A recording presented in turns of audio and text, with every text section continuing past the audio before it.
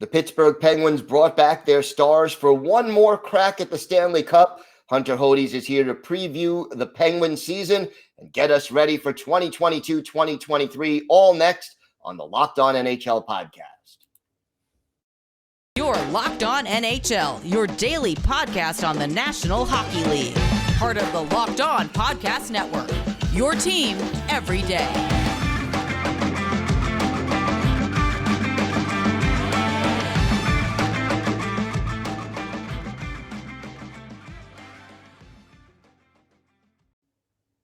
And welcome back to the Monday edition of the Locked On NHL podcast. Gil Martin, so glad you could be with us today, and thank you for making Locked On NHL your first listen every day. We are free and available on all platforms.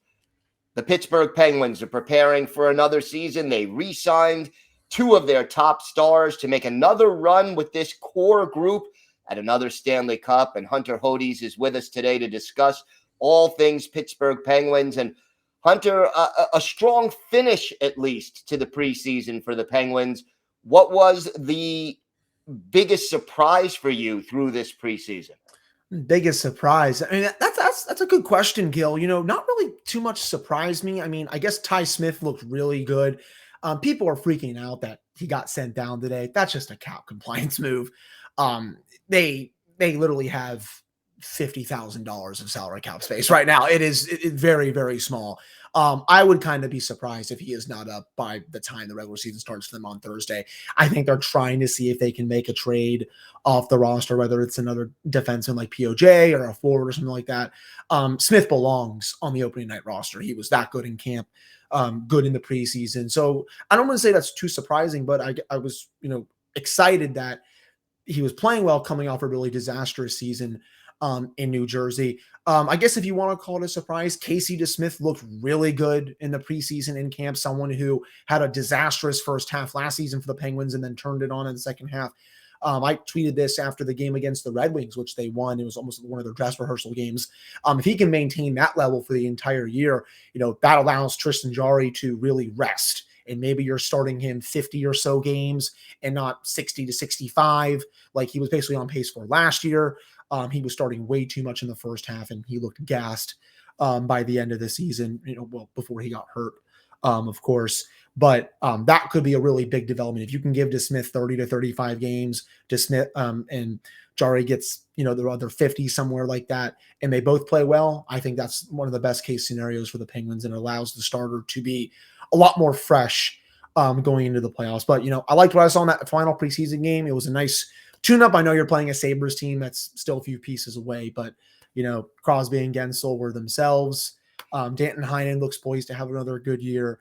And, everything, the preseason doesn't mean too much, but still, I liked part of the things that I saw in that game and overall. We always, I guess, a lot of Penguins talk centers on Sidney Crosby, and they bring back Malkin and they bring back Letang this offseason. What was Sidney Crosby's reaction to all of this, and where is his mindset at as we head into this season?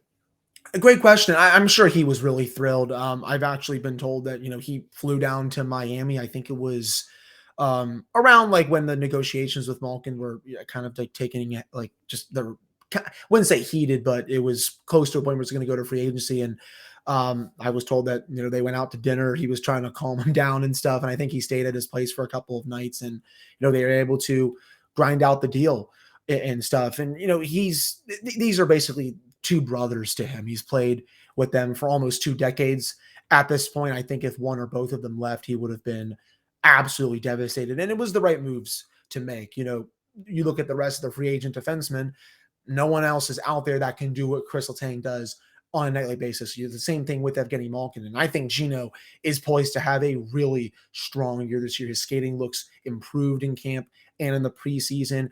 His decision-making looks improved. His passing looks really crisp, and his shot looks the same as always. I think he could be well over a point per game player this year if he does stay healthy.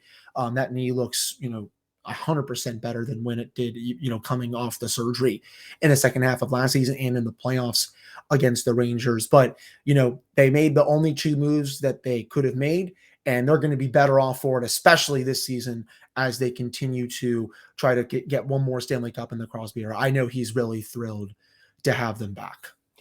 You mentioned trying to limit the action that Tristan Jarry sees.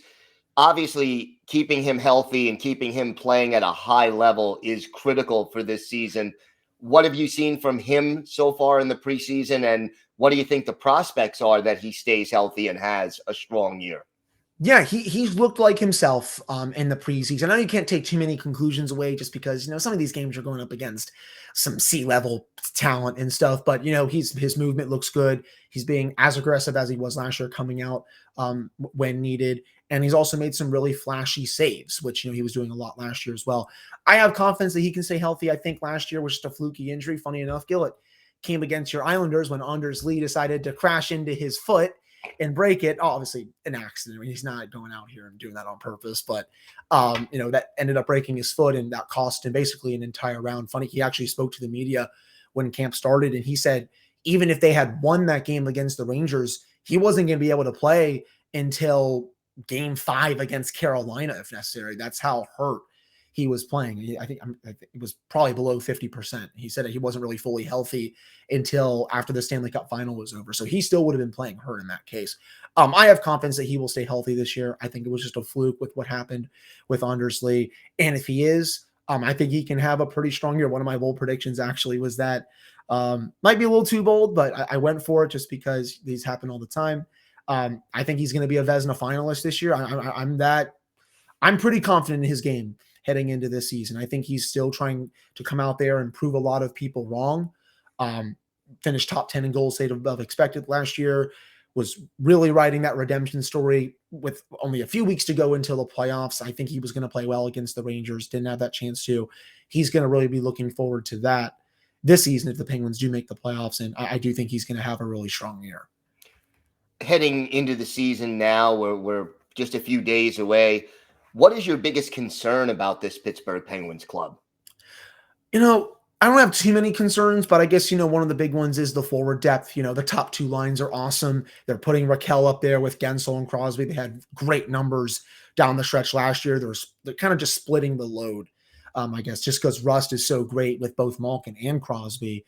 They're putting him with Malkin and Jason Zucker on his wing. The top 6 is great. But after that, got Danton on your third line. Okay, 18 goals last year. Jeff Carter, 18 goals last year. But, he's kind of trending downwards at this point because Barry Kapanen, very much an unknown player coming into this year. In the fourth line, Brock McGinn, okay. Teddy Bluger, yeah, good fourth line center. But after that, Josh Archibald, Ryan Poehling, just that doesn't have the same feel, to last year. Someone like Evan Rodriguez who can play on every line. I still think this team is a forward or 2 short.